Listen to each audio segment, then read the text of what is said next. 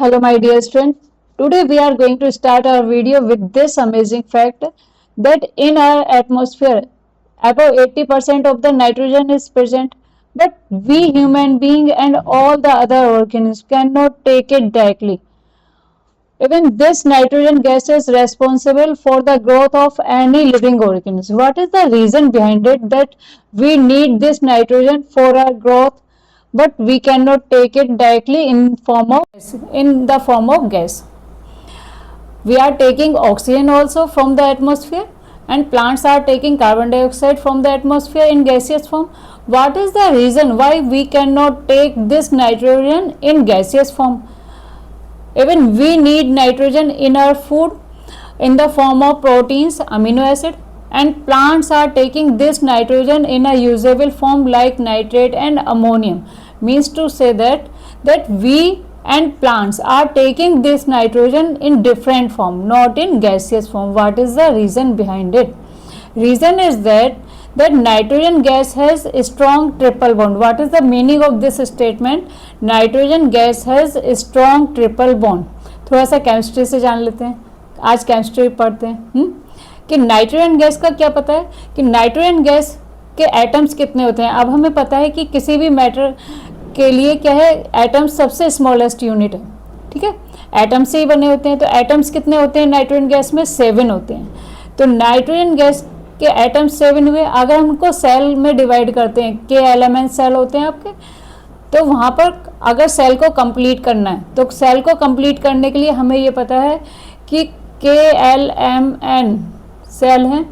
तो यहाँ पर एटॉमिक नंबर कितना है आपका? 7 है. तो 7 किसके नियर बाय है? 10 के नियर बाय है. तो K के लिए हमें सेल कितनी की जरूरत होती है कंप्लीट करने के लिए? 2 की. L के लिए कितनी जरूरत होती है? 8 की.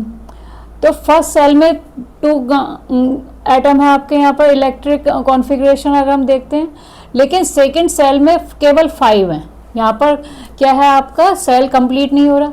तो सेल को कंप्लीट करने के लिए कितने रिक्वायरमेंट है? यहाँ पर 3 एटम्स की रिक्वायरमेंट है. तो 3 एटम्स की शेयरिंग होगी. 3 एटम्स की शेयरिंग होने के बाद में वहाँ पर जो बॉन्ड बनेगा वो कैसा बनेगा? Triple bond. जितने एटम्स की शेयरिंग होगी वैसा ही बॉन्ड देखने को मिलता है.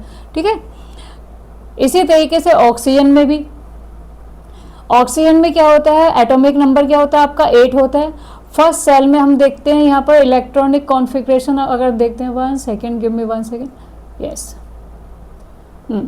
यहाँ पर देखा हमने इलेक्ट्रॉनिक कॉन्फ़िगरेशन अगर देखते हैं तो फर्स्ट सेल में आपके 2 एटम है और सेकंड में क्या है आपके बेटा? 6 हैं. तो यहाँ पर भी सेल को कंप्लीट होने के लिए 2 एटम्स की रिक्वायरमेंट है. तो यहाँ पर जो बॉन्ड होगा वो कैसा होगा? डबल बॉन्ड होगा, डबल कोवलेंट बॉन्ड. ठीक है, इसी तरीके से कार्बन डाइऑक्साइड में भी जो बॉन्ड होता है वो कैसा होता है? डबल बॉन्ड होता है. तो क्या कह सकते हैं? Oxygen, carbon dioxide and nitrogen gas are present in our atmosphere. But सबसे ज़्यादा जो स्ट्रॉन्ग बॉन्ड देखने को मिलता है कहाँ मिलता है? नाइट्रोजन गैस में. क्यों मिलता है? रीज़न क्या है? क्योंकि वहाँ पर नाइट्रोजन गैस अपने सेल को कंप्लीट करने के लिए 3 एटम्स की शेयरिंग करती है या 3 इलेक्ट्रॉन की शेयरिंग करती है. तो इसी वजह से वहाँ पर जितने ज़्यादा एटम्स की शेयरिंग होगी, इलेक्ट्रॉन की शेयरिंग होगी, उतना ज़्यादा स्ट्रॉन्ग बॉन्ड वहाँ पर देखने को मिलता है. और इसी के लिए क्या है? उतनी ही ज़्यादा एनर्जी की रिक्वायरमेंट होती है इस बॉन्ड को ब्रेक डाउन करने के लिए.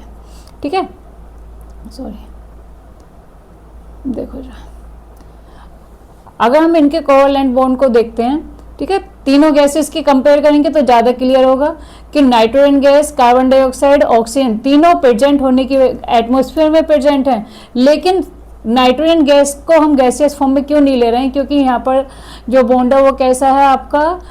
स्ट्रॉन्ग ट्रिपल बॉन्ड है. और उसको ब्रेक डाउन करने के लिए कितनी एनर्जी की रिक्वायरमेंट है? 945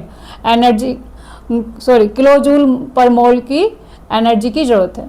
ठीक है, लेकिन ऑक्सीजन के बॉन्ड को ब्रेक डाउन करने के लिए 498 किलो जूल पर मोल की रिक्वायरमेंट है. इसी तरीके से अगर हम कार्बन डाइऑक्साइड को देखें, वहाँ पर भी इतनी ज़्यादा एनर्जी की रिक्वायरमेंट नहीं है जितनी क्या नाइट्रोजन गैस के बॉन्ड के लिए रिक्वायर्ड है. लेकिन ये एनर्जी क्या हम ह्यूमन बीइंग या प्लांट्स में नहीं है? तो हम ले क्यों नहीं सकते? इसका रीज़न है because we don't have nitrogenous enzyme for breaking down this triple bond.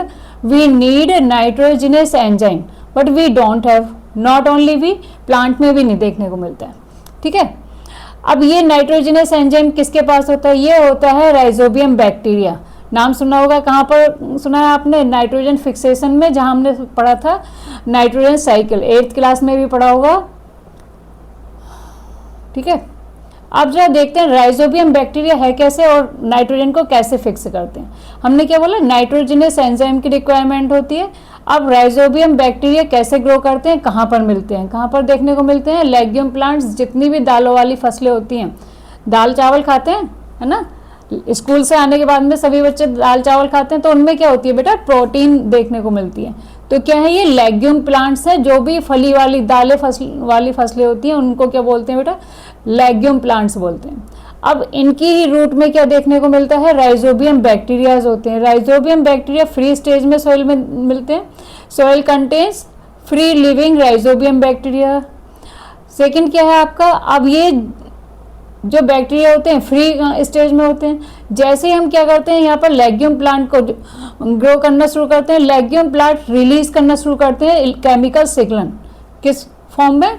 Flavonoid component की फॉर्म, कंपाउंड की फॉर्म में केमिकल सिग्नल रिलीज करते हैं। कौन रिलीज करते हैं? लेग्यूम प्लांट्स की रूट्स रिलीज करती हैं। जैसे ही ये केमिकल सिग्नल रिलीज होना शुरू होते हैं, जो ये राइजोबियम फ्री स्टेज में होते हैं, ये रूट से अटैच हो जाते हैं। क्या होते हैं? ये रूट से अटैच हो जाते हैं। ठीक है, बैक्टीरिया इन्फेक्शन। देन क्या होता है? Nodule formation on root. अब ये रूट को क्या करेंगे? इन्फेक्ट करेंगे और इस तरीके से रूट में नोड्यूल की फॉर्म में आ जाते हैं। नोड्यूल मीन्स गांठों की फॉर्म में ये रूट्स को, अगर हम इस प्लांट के रूट को उखेड़ के देखें तो क्या देखने को मिलेगा? वहाँ पर रूट नोड्यूल, गांठे जैसे स्ट्रक्चर मिलेंगे। तो वो क्या होंगे? वहाँ पर राइजोबियम बैक्टीरिया देखने को मिलते हैं। ठीक है, अब इन बैक्टीरिया में क्या बोला हमने? नाइट्रोजनस एंजाइम होता है। क्या होता है वहाँ पर? नाइट्रोजनस एंजाइम होता है। यही क्या करता है? नाइट्रोजन गैस के स्ट्रॉन्ग ट्रिपल बॉन्ड को ब्रेक डाउन करता है। किस फॉर्म में? अमोनिया की फॉर्म में। ठीक है, अब प्लांट, अब अमोनिया की फॉर्म में ये जो नाइट्रोजन गैस है किसको मिलती है? प्लांट्स को मिलती है, जो क्या देती है हमें? अब इन्हीं प्लांट को डायरेक्टली, या जो नॉन वेजिटेरियन होते हैं वो इनडायरेक्टली तरीके से क्या है? अपनी डाइट में लेते हैं, जिनसे हमें क्या मिलता है? प्रोटीन मिलता है। ये तो बात की हमने नाइट्रोजन फिक्सेशन की। ठीक है, नाइट्रोजन फिक्सेशन क्या है? नाइट्रोजन साइकिल में एक स्टेप है। एक बार रिमाइंड कर लेते हैं कि नाइट्रोजन जो इतनी ज़्यादा मस्ट है सारे ही लिविंग ऑर्गेनिज्म के लिए कि ग्रोथ पॉसिबल ही नहीं है बिना नाइट्रोजन के, ये किस तरीके से एटमॉस्फेयर से हम तक पहुंचती है और किस तरीके से वापस, पूरा एक नाइट्रोजन साइकिल बना हुआ है कि पहले क्या होगा? नाइट्रोजन गैस से नाइट्रेट, नाइट्राइट और अमोनियम की फॉर्म में सॉइल में आएगी और फिर वापस क्या होगी? एटमॉस्फेयर में गैसियस फॉर्म में रिलीज हो जाएगी। पहला स्टेप क्या था आपका? नाइट्रोजन फिक्सेशन, जिसमें क्या किया था? Rhizobium bacteria. दूसरा क्या है? लाइटनिंग के थ्रू। लाइटनिंग के थ्रू भी ये नाइट्रोजन अमोनिया, जब लाइटनिंग होती है कब? जब बहुत ज़्यादा हैवी रेन होती है तो होगा। लाइटनिंग के थ्रू क्या होती है? बहुत ज़्यादा एक्सट्रीम प्रेशर पड़ता है और नाइट्रोजन गैस क्या होगी? ब्रेक डाउन होगी और O2 के साथ कंबाइंड होकर बेटा रेन के साथ कहाँ आएगी? सॉइल में आएगी। तो किस फॉर्म में आएगी? अमोनिया की फॉर्म में। वहां पर आके किस में कन्वर्ट हो जाएगी? NO2 किस में कन्वर्ट हो जाएगी? अमोनिया में कन्वर्ट हो जाएगी। दूसरा क्या बोला? राइजोबियम बैक्टीरिया क्या करते हैं? नाइट्रोजन गैस को फिक्स करते हैं और किस में चेंज कर देते हैं? अमोनिया में चेंज कर देते हैं। तो ये तो हुआ आपका पहला स्टेप, नाइट्रोजन फिक्सेशन, कि एटमॉस्फेयर नाइट्रोजन किस में कन्वर्ट हो गई? अमोनिया में। दूसरा क्या है? अमोनिफिकेशन। अमोनिफिकेशन कब? जब ये अमोनिया प्लांट में मिली। अब ये प्लांट से क्या है? किस में आएगी? हम ह्यूमन बीइंग में या एनिमल्स लेंगे, इसको इनटेक करेंगे तो उनके डिकम्पोजिशन के बाद में यही अमोनिया किस में कन्वर्ट हो जाएगी? आपकी ब्रेक डाउन होगा वहाँ पर। ठीक है, डिकम्पोजर्स क्या करेंगे? इसको टर्न करेंगे किस में? अमोनिया फॉर्म में। तो दो फॉर्मेशन से अमोनिया फॉर्म में नाइट्रोजन गैस चेंज हुई। एक तो नाइट्रोजन फिक्सेशन, दूसरा क्या हुआ? अमोनिफिकेशन। अब ये जो अमोनिया किस मिली हमें नहीं, सॉइल को मिली, तो क्या हुआ? तीसरा स्टेप क्या आता है आपका? नाइट्रिफिकेशन। नाइट्रिफिकेशन के में क्या होता है? नाइट्री, जैसे ये नेम में है नाइट्री, तो इसी नेम से क्या होंगे? जो इसके बैक्टीरिया होंगे, नाइट्रोबैक्टर और नाइट्रोसोमोनास। ये बैक्टीरिया का वर्क क्या है, दोनों का अलग अलग वर्क है। नाइट्रोसोमोनास बैक्टीरिया क्या करता है, अमोनिया को नाइट्राइट में चेंज करता है, और नाइट्रोबैक्टर क्या करते हैं, नाइट्राइट से नाइट्रेट में चेंज करते हैं। ठीक है, ये 3 स्टेप हो गए। उसके बाद में एसिमिलेशन, एसिमिलेशन जहाँ बात आ जाती है वहाँ मीनिंग उसको एब्जॉर्व करने की हो रही है। ठीक है, जो प्लांट को नाइट्रेट फॉर्म में नाइट्रोजन गैस मिली, उससे क्या बनते हैं, प्रोटीन बनते हैं। प्लांट्स ने ये नाइट्रेट लिया और फिर क्या बनाया, प्रोटीन बनाया। प्रोटीन कहाँ पर बनेंगे, plant and animals use it to make protein to growth. Protein किसके लिए रेस्पॉन्सिबल है, ग्रोथ के लिए, चाहे वो प्लांट हो या ह्यूमन बीइंग हो। उसके बाद में क्या है, 5th स्टेप आपका denitrification, just opposite of nitrification. ठीक है, नाइट्रिफिकेशन में हमने क्या देखा था, वहां पर जो अमोनिया थी वो किस में कन्वर्ट हुई थी, नाइट्रेट में। लेकिन यहाँ पर डीनाइट्रिफिकेशन में क्या हो रहा है, जो नाइट्रेट है वो वापस किस में जा रहा है, एटमॉस्फेरिक नाइट्रोजन गैस में कन्वर्ट हो रहा है।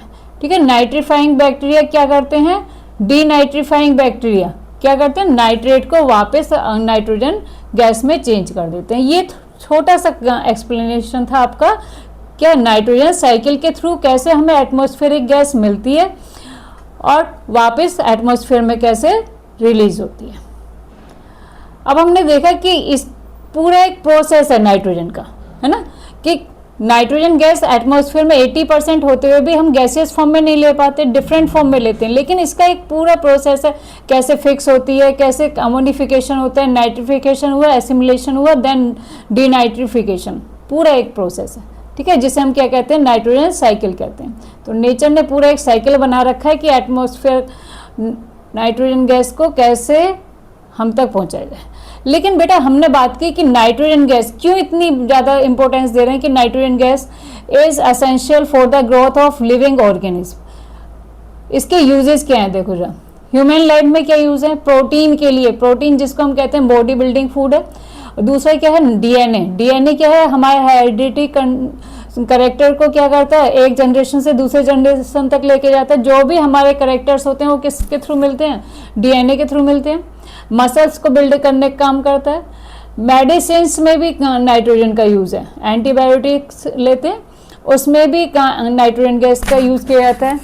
फर्टिलाइजर्स ले रहे हैं, फर्टिलाइजर्स किसके लिए रिक्वायर्ड होते हैं, क्रॉप्स के लिए, वहाँ पर भी नाइट्रोजन की रिक्वायरमेंट है, क्योंकि प्लांट को भी ग्रोथ के लिए चाहिए। फूड प्रिजर्वेटिव, जो हम चिप्स खाते हैं, जो भी चिप्स खाते हैं वहाँ पर प्रिजर्वेटिव के लिए किसका यूज़ करते हैं, नाइट्रोजन गैस का यूज़ किया जाता है। लिक्विड नाइट्रोजन प्रिजर्वेटिव कहाँ पर, मेडिकल स्टोरेज में, सेल्स को प्रिजर्व करने में, सैंपल्स को प्रिजर्व करने में लिक्विड नाइट्रोजन की यूज़ किया जाता है। इंडस्ट्रियल यूज में कहाँ, used in making plastic, dye and explosive and cleaning product. इन सब में इंडस्ट्री में क्या यूज़ करते हैं, हम नाइट्रोजन गैस को यूज़ करते हैं। प्लांट में यूज़ क्यों करते हैं, क्या बोला हमने कि all the other living organism उनकी ग्रोथ के लिए रेस्पॉन्सिबल है। तो क्या है, प्रोटीन्स के लिए, जो ग्रीन पिगमेंट होता है क्लोरोफिल, उसके लिए भी प्लांट में नाइट्रोजन की रिक्वायरमेंट है। डीएनए क्या करता है, कैरेक्टर्स को बिल्ड करता है। ग्रोथ और रूट नोड्यूल्स में अभी बताया किस प्रोसेस से, सिम्बायोसिस के प्रोसेस से। राइजोबियम बैक्टीरिया क्या करते हैं, रूट नोड्यूल्स में एटमॉस्फेरिक नाइट्रोजन को फिक्स करने का काम करते हैं। फोटोसिंथेसिस में भी ये नाइट्रोजन हेल्प करती है। तो हम कह सकते हैं कि nitrogen gas is must for all living organism. अब ये तो बात हुई हमारी नाइट्रोजन गैस की। अब देखते हैं हमें क्यों जरूरत होती है, ग्रोथ के लिए, प्रोटीन्स के लिए, डीएनए के लिए, और इतने सारी रिक्वायरमेंट्स हैं। बेटा न्यूट्रिशन, नाइट्रोजन गैस तो जरूरत है ही, लेकिन न्यूट्रिशन क्या है। अब न्यूट्रिशन की बात हुई तो न्यूट्रिशन प्रोसेस होता क्या है, nutrition is the process of taking nutrient and utilize it in our body, चाहे वो कोई भी ऑर्गेनिज्म हो। इसके बेस पर हमने न्यूट्रिशन को 2 टाइप्स में डिवाइड किया था, ऑटोट्रोफिक मोड ऑफ न्यूट्रिशन, दूसरा क्या था आपका हेटेरोट्रोफिक मोड ऑफ न्यूट्रिशन। तो प्लांट्स केवल ऑटोट्रोफिक मोड ऑफ न्यूट्रिशन को ही फॉलो नहीं करते, इसके अलावा क्या होते हैं, इंसेक्टिवर्स प्लांट भी होते हैं, जो क्या है अपने फूड के लिए फूड तो बनाते हैं फोटोसिंथेसिस से, लेकिन नाइट्रोजन की कमी को पूरा करने के लिए क्या करते हैं, इंसेक्ट्स को भी खाते हैं। ऑटोट्रोफिक मोड ऑफ न्यूट्रिशन में क्या आते हैं आपके, प्लांट्स आते हैं जो अपने फूड को खुद बनाते हैं। किसको यूज करते हैं, CO2 को यूज करेंगे, H2O को यूज करेंगे, और सनलाइट और क्लोरोफिल के प्रेजेंस में ग्लूकोज को बनाते हैं। इसी तरीके से लेकिन क्या होता है, इंसेक्टिवर्स प्लांट होते हैं, वो फोटोसिंथेसिस का तो काम करते ही करते हैं, लेकिन उसके साथ साथ क्या करते हैं, इंसेक्ट को ट्रैप करते हैं, जिससे वो नाइट्रोजन की डेफिशिएंसी को कंप्लीट कर लें। क्यों, क्योंकि ये प्लांट्स क्या होते हैं बेटा, नाइट्रोजन डेफिशिएंसी सॉइल में ग्रो करते हैं, जिसमें क्या है, नाइट्रोजन की कमी होती है। तो अब हमें पता है कि नाइट्रोजन गैस इतनी मस्ट है कि सभी लिविंग ऑर्गेनिज्म को अपनी ग्रोथ के लिए चाहिए। तो इंसेक्टिवोरस प्लांट भी नाइट्रोजन की रिक्वायरमेंट को पूरा करने के लिए इंसेक्ट को ट्रैप करते हैं और उनसे ही नाइट्रोजन की कमी को पूरा करते हैं। तो फर्स्ट मोड क्या था आपका, autotrophic mode of nutrition. Second क्या आएगा आपका, heterotrophic mode of nutrition, means जिसमें ऑर्गेनिज्म क्या है, दूसरे ऑर्गेनिज्म के ऊपर डिपेंड होता है, अपने फूड के लिए खुद नहीं बना सकता। जैसे ऑटोट्रोफ्स अपना फूड खुद बना सकते हैं, लेकिन हेटेरोट्रोफिक मोड ऑफ न्यूट्रिशन क्या है, जिसमें ऑर्गेनिज्म अपने फूड के लिए दूसरे के ऊपर डिपेंड होता है। अब इसके टाइप्स कौन कौन से हैं, पहला है आपका holozoic mode of nutrition. Holozoic जिसमें कंप्लीट फूड को क्या करेंगे, इंजेस्ट करेंगे, डाइजेस्ट करेंगे, एब्जॉर्ब करेंगे, एसिमुलेट करेंगे, देन लास्ट इज ईजेस्ट।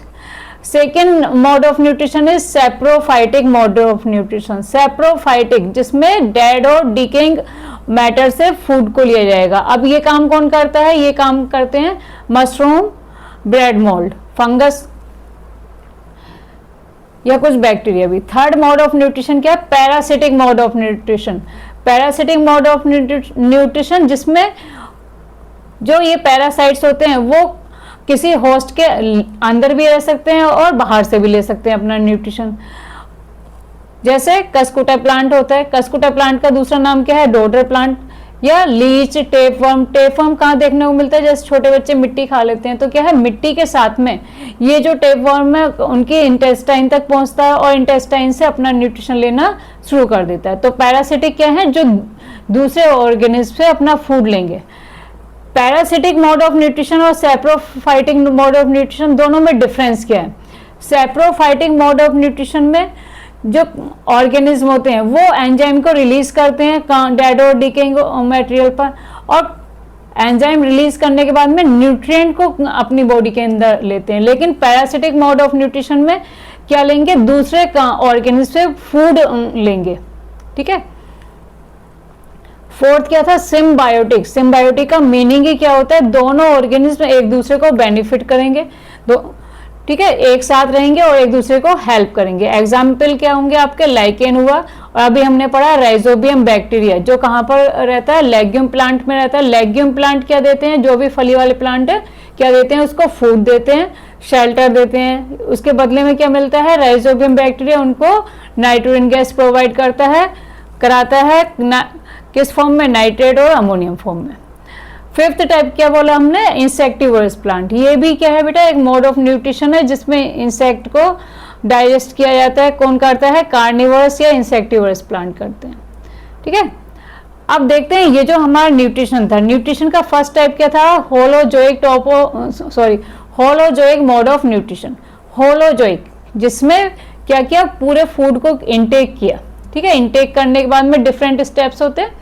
कौन कौन से स्टेप्स होते हैं, फर्स्ट स्टेप होता है आपका इंजेशन, दूसरा क्या हुआ आपका इंजेशन के बाद में डाइजेशन, डाइजेशन के बाद एब्जॉर्प्शन, एब्जॉर्प्शन के बाद assimilation, then last is egestion. Ingestion का जस्ट अपोजिट ईजेशन।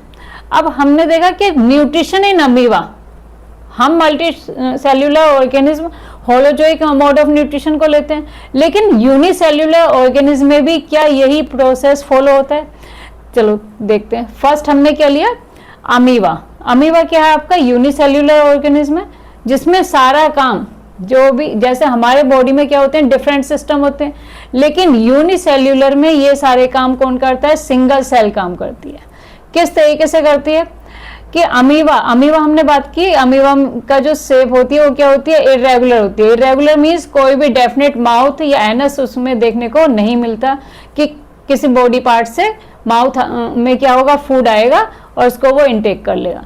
इसमें क्या होता है, सेल मेम्ब्रेन, जो आउटर सेल मेम्ब्रेन होती है, ये क्या करती है, प्रोजेक्शंस होते हैं इसमें, प्रोजेक्शंस, जैसे ही फूड पार्टिकल क्या होगा इस अमीबा के कांटेक्ट में आएगा, सेल मेम्ब्रेन स्ट्रक्चर ले लेगी फास्फीड का। जैसे जैसे हम हाथ का यूज करते हैं तो इसमें हाथ बने हुए नहीं होते हैं, इनरेगुलर स्ट्रक्चर है, तो क्या होगा, इसकी सेल मेम्ब्रेन उसके कांटेक्ट में आकर फीड का, फास्ट फीड का काम करेगी। फास्ट फीड मीन्स जो कुछ टाइम के लिए यूज में है, मूवमेंट के लिए और क्या है, डाइजेशन के प्रोसेस के लिए। जैसे ही क्या हुआ, यहाँ पर फूड पार्टिकल आया, ये सेल मेम्ब्रेन ने किसको बना लिया, सूडोपोडिया बनाया, आर्म लाइक एक्सटेंशन, जैसे किसी चीज को पकड़ने के लिए हाथ होते हैं, ठीक है।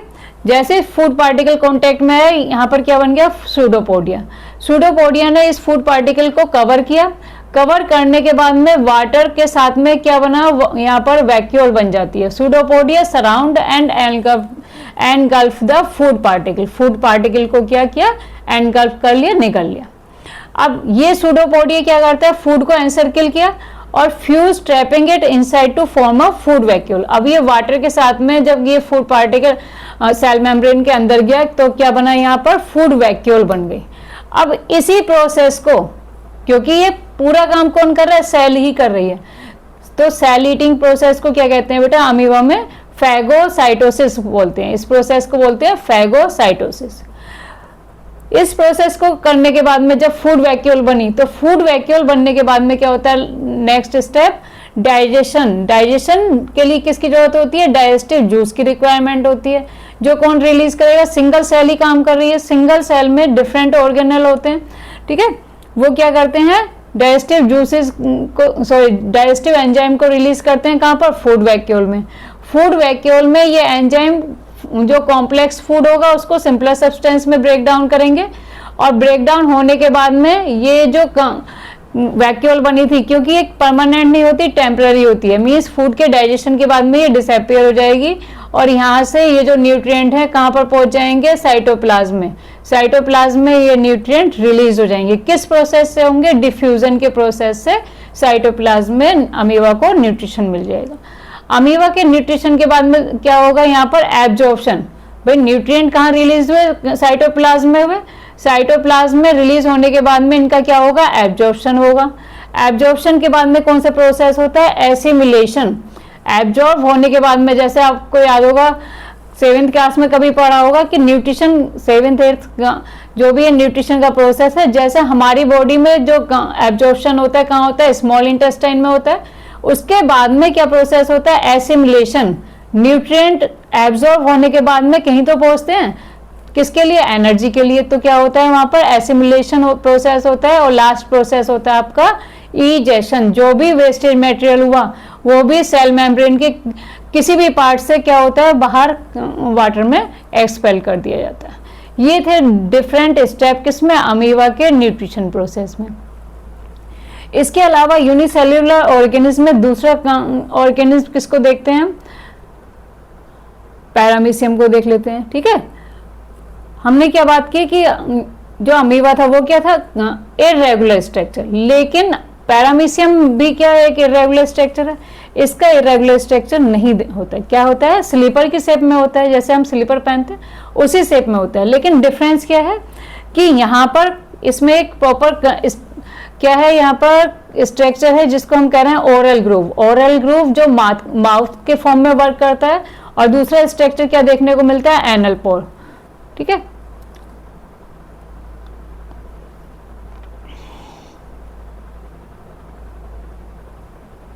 देखो जरा, paramecium is a single celled ciliated protozoa. क्या डिफरेंट हुआ यहाँ पर क्या होते हैं, इसकी बॉडी पर डिफरेंट सीलिया होते हैं। सिर्फ सीलिया मीन्स हेयर लाइक स्ट्रक्चर होते हैं, जो किस में हेल्प करते हैं, जैसे ही फूड पार्टिकल क्या होगा इसके कांटेक्ट में आएगा तो ये सीलिया का वर्क होता है उस फूड पार्टिकल को कहाँ तक पहुँचाने का, ओरल ग्रूव तक पहुँचाने का।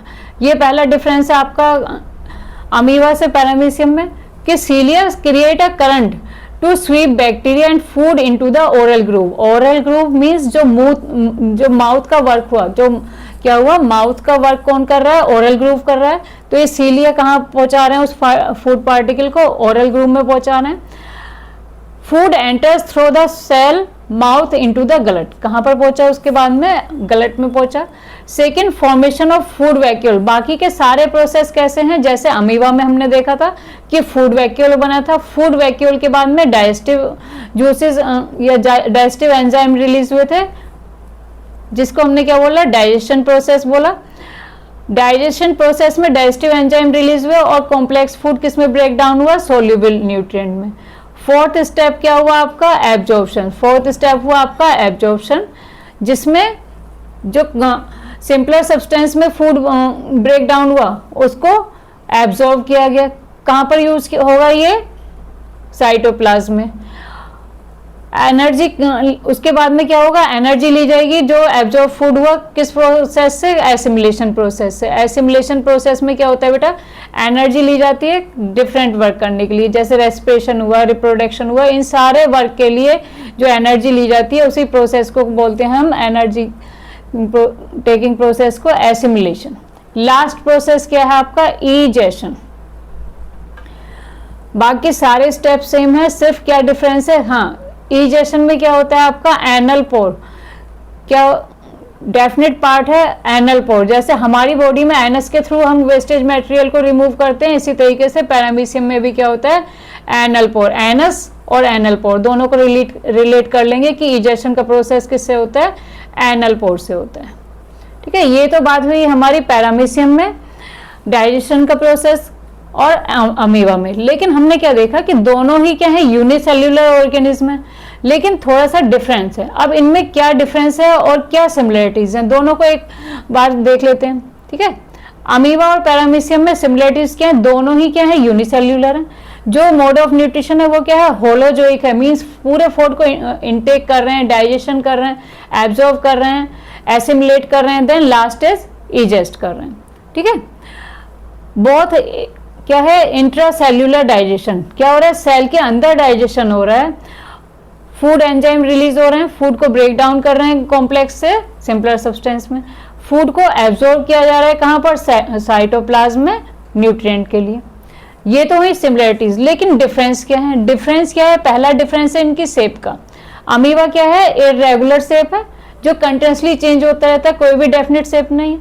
लेकिन पैरामीशियम क्या है, फिक्स्ड है, पैरामीशियम की शेप क्या है, फिक्स्ड है, और क्या है, स्लीपर की शेप में।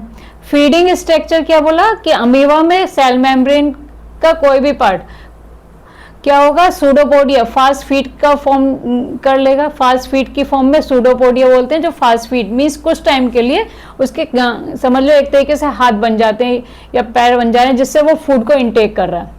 या ये सूडोपोडिया किस में हेल्प करते हैं, मूवमेंट में हेल्प करते हैं। लेकिन पैरामीशियम में क्या है, सीलिया इस काम को करते हैं।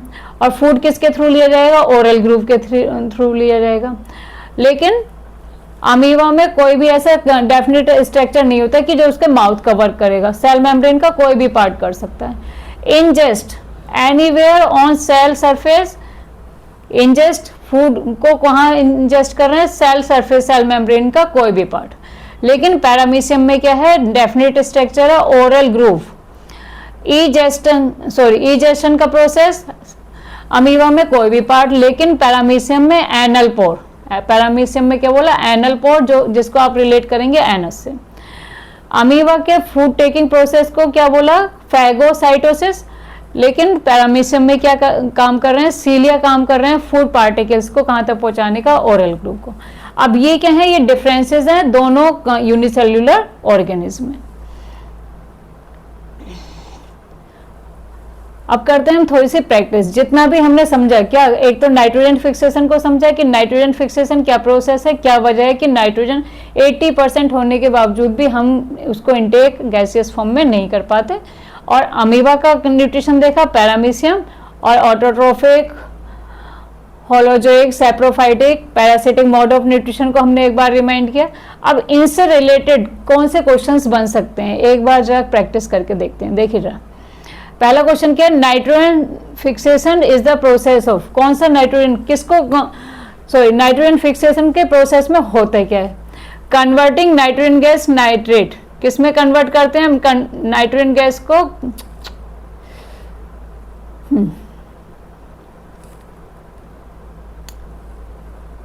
देखो ये कौन सा सही होगा, converting nitrogen gas into nitrate. Second question है the bacterium that fix nitrogen in legume root nodules. कौन से बैक्टीरिया हैं जो नाइट्रोजन को फिक्स करने का काम करते हैं? अभी हमने देखा था क्या था, rhizobium bacteria. Third question is organism that prepare their own food using sunlight. क्या होगा, जो खुद प्रिपेयर करते हैं, प्लांट्स होंगे जिनको हम कहते हैं ऑटोट्रॉप्स। फोर्थ क्वेश्चन अच्छा है, correct sequence for holozoic nutrition. Holozoic जो क्या कर रहे हैं, कंप्लीट फूड को इनटेक कर रहे हैं। तो पहला प्रोसेस क्या होगा, ingestion, digestion, absorption, assimilation, then last is egestion. इस तरीके से डिफरेंट स्टेप मिले हैं। अब इसमें अगर आपको कंसेप्ट क्लियर है तो आप करेक्ट को चूज कर लेंगे। Fifth question, in paramecium food is taken in, कहां से ले रहे हैं, oral groove. And the structure in paramecium used for egestion. Egestion हमने याद करा था किससे, एनस से, anal pore. Amoeba form pseudopodia to engulf food. True है कि सूडोपोडिया का कब बनता है, सूडोपोडिया कब बनता है, जब सेल मेम्ब्रेन का कोई भी पार्ट किस फॉर्म में बन जाता है, उसके फास्फेट की फॉर्म में कन्वर्ट हो जाता है, जिसे हम कहते हैं सूडोपोडिया। तो क्या हो जाएगा, ये ट्रू हो जाएगा। मशरूम, मशरूम कहाँ पर पढ़ा था हमने, सेप्रोट्रोफिक मोड ऑफ न्यूट्रिशन में, जो क्या करता है, डेड एंड डिकेइंग प्लांट से, sorry dead and decaying material से अपना फूड लेता है या न्यूट्रिशन लेते हैं। अब ये क्या है आपके, देखो एसर्शन रीजन क्वेश्चन। बेटा इनको सॉल्व करने के लिए पहले हम क्या देखेंगे कि ये जो पॉइंट दिए हुए हैं आपको आंसर देना है इसके थ्रू। ये है आपका, ये लास्ट सी डी रह गया, ठीक है। इसमें अगर ए और आर दोनों ही ट्रू स्टेटमेंट है और एक्सप्लेनेशन सही कर रहा है, आर ए को करेक्टली एक्सप्लेन कर रहा है, तो आपका आंसर क्या होगा, ए होगा। लेकिन ए और आर दोनों स्टेटमेंट तो करेक्ट हैं, लेकिन करेक्ट एक्सप्लेनेशन नहीं दे रहा है, तो बी सही होगा, ठीक है। ए इज ट्रू और आर इज फॉल्स, दोनों जस्ट अपोजिट हैं, तो क्या होगा, सी स्टेटमेंट करेक्ट होगा। A is false then R is true. A false है और आर ट्रू है, स्टेटमेंट दोनों एक्सप्लेन नहीं कर रहे हैं, लेकिन अपनी अपनी जगह क्या है, ए फॉल्स होगा, आर ट्रू होगा, तो क्या होगा, आपका आंसर डी होगा। इस बेस पर हमें ये क्वेश्चन सॉल्व करने, चलो जब थोड़ा सा प्रैक्टिस करके देखते हैं। क्या बोला, first question, Rhizobium convert atmosphere nitrogen into nitrate, correct है। Rhizobium lives symbiotically in root nodules of legume plants, तो क्या आंसर होगा इसका, इसका आंसर होगा ए। एक्सप्लेनेशन भी करेक्ट है और स्टेटमेंट भी करेक्ट है। सेकेंड है, photosynthesis is an example of holozoic nutrition, statement continuous क्या है, कंप्लीटली इनकरेक्ट। होलोजोइक न्यूट्रिशन में फोटोसिंथेसिस प्रोसेस होता ही नहीं, कहाँ पर होता है, ऑटोट्रोफ्स में होता है।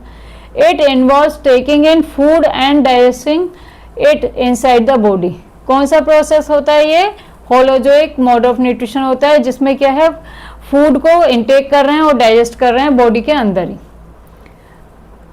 तो क्या होगा इसमें, फोटोसिंथेसिस, इसमें फर्स्ट स्टेटमेंट रॉन्ग है, तो क्या है, A is false, R is true. इस तो क्या होगा इस यहाँ पर डी, क्या होगा यहाँ पर D. Paramecium is a heterotroph, paramecium heterotrophic mode of nutrition को फॉलो करता है। It depends on other organism for food and source holozoic mode of nutrition, दोनों ही स्टेटमेंट करेक्ट हैं, देन ए, आंसर क्या हो जाएगा, A. Amoeba has no fixed mouth और anus, it ingest waste via the cell membrane, it is correct. Amoeba has no fixed shape, दोनों ही statement correct है, तो आंसर क्या होगा बेटा यहाँ पर भी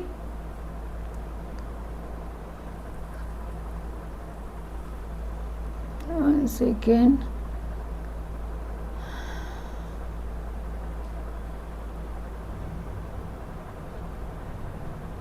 रीजन क्लियर नहीं है लेकिन स्टेटमेंट दोनों सही है ना। तो क्या होगा यहाँ पर आंसर बी होगा, यहाँ पर आंसर होगा आपका B.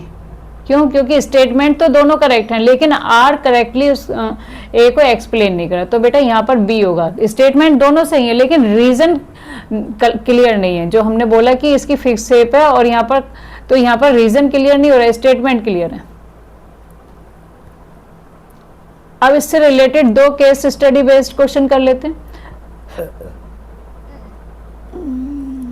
Case study based question में हम क्या देखते हैं कि farmers grow pea and bean plant, legume plant grow किया उसने, क्यों किया? To improve soil fertility naturally. These plants have swollen structure on their roots called root nodules which contain Rhizobium bacteria.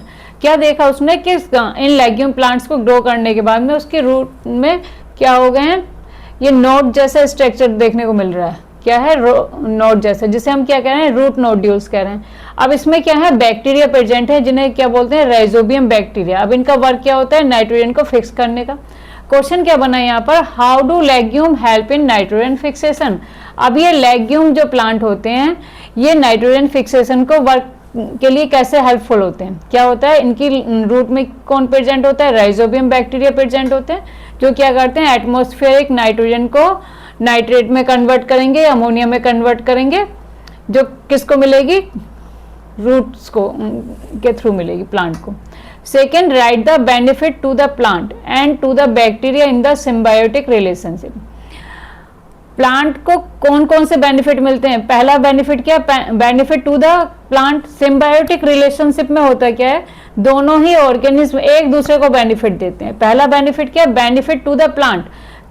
ये जो बैक्टीरिया है ये प्लांट को कौन से बेनिफिट दे रहे हैं? क्या कर रहे हैं कि एटमॉस्फेरिक नाइट्रोजन को कन्वर्ट कर रहे हैं और उसको यूजेबल फॉर्म में प्लांट की रूट्स को दे रहे हैं। अब बैक्टीरिया को क्या बेनिफिट मिल रहा है? उसको क्या मिल रहा है? फूड मिल रहा है और शेल्टर मिल रहा है। सेकेंड क्वेश्चन है आपका, paramecium is a slipper shaped protozoa covered with cilia. It takes food through the oral groove and expel waste through the anal pore. Question क्या बन रहा है यहाँ से? Name the structure used by paramecium for injection and for ejection. यहाँ पर क्या पूछा कि कौन सा स्ट्रक्चर है जो पैरामीशियम में इंजेक्शन का वर्क कर रहा है और कौन सा वर्क पार्ट है जो इजेक्शन का वर्क कर रहा है। क्लियर है यहाँ पर कि एनल पोर किसका वर्क करेगा? इजेक्शन का। क्यों हमने क्या बोला? एनल पोर को एनस से रिलेट कर लेंगे। दूसरा क्या बचेगा आपका? Oral groove. ओरल ग्रूव जो इंजेक्शन का वर्क करेगा। सेकेंड क्वेश्चन क्या? How is paramecium more advance than amoeba. कैसे एडवांस्ड है? दोनों में अगर हम कंपेयर करेंगे डाइजेशन में तो वहां पर हम बताएंगे कि वो इरेगुलर स्ट्रक्चर है, वहां पर कोई भी माउथ जैसा स्ट्रक्चर नहीं है, इजेक्शन के लिए कोई डेफिनेट पार्ट नहीं है, जबकि पैरामीशियम में इस तरीके के दोनों ही स्ट्रक्चर मिलते हैं जिसको हम कहते हैं ओरल ग्रूव। और नेक्स्ट क्या है आपका? Anal pore. ये तो पहला डिफरेंस है। ठीक है, इस तरीके से आप डिफरेंस क्लियर कर सकते हैं। In next video we will know about the nutrition in human being and we will do the practice of same video. ठीक है, till then bye bye, like and subscribe जरूर करना। Thank you.